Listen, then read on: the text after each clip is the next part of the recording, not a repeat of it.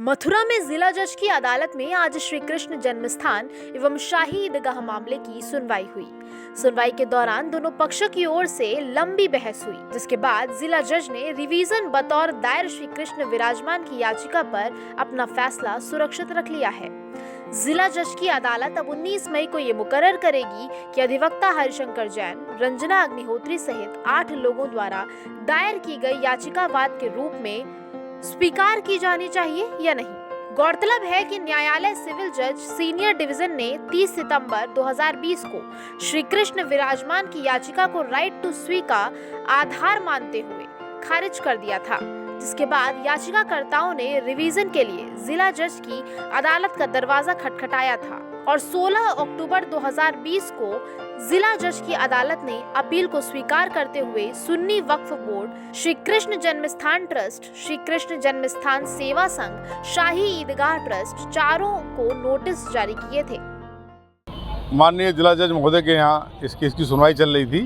वादी पक्ष ने जो रिवीजन किया है उस पर बहुत लंबी बहस चली और हमारी तरफ से कहा गया कि ये वाद जो लोअर कोर्ट ने खारिज किया है वो सही रूप से खारिज किया है और ये वाद चलने लायक ही नहीं है, क्योंकि इनको कोई अधिकार नहीं है कि ये इस मुकदमे को दायर करें, क्योंकि ये ना तो ट्रस्ट के व्यक्ति हैं ना सेवा संघ के व्यक्ति हैं। ट्रस्ट ऑलरेडी पहले से ही जन्मभूमि का काम कर रहा है, तो ये भक्त बनकर आए हैं। ऐसे तो करोड़ों भक्त हैं, माननीय न्यायालय ने कहा भी था लोअर कोर्ट ने कि ऐसे तो करोड़ों भक्त हैं और जितनी कमियाँ थी, नक्शा नजरी में कमी है, मस्जिद का होना स्वयं स्वीकार करते हैं। 7 रूल 11 के तहत CPC में एक प्रावधान है, 7 रूल 11 के तहत भी हमने उसमें काफ़ी बहस की और अपनी तरफ से कानून भी पेश किया, रूलिंग भी पेश की।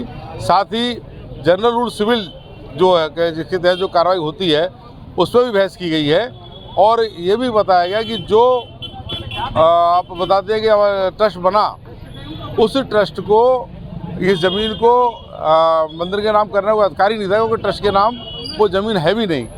तो तमाम मामले ऐसे थे और इन्होंने जो दावा दायर किया है उसमें कहीं भी इन्होंने किसी दावे की, किसी निर्णय की कॉपी को, सर्टिफाइड कॉपी को नहीं लगाया, मात्र उन्होंने टाइप कराकर उसको एफिडेविट के साथ लगा दिया।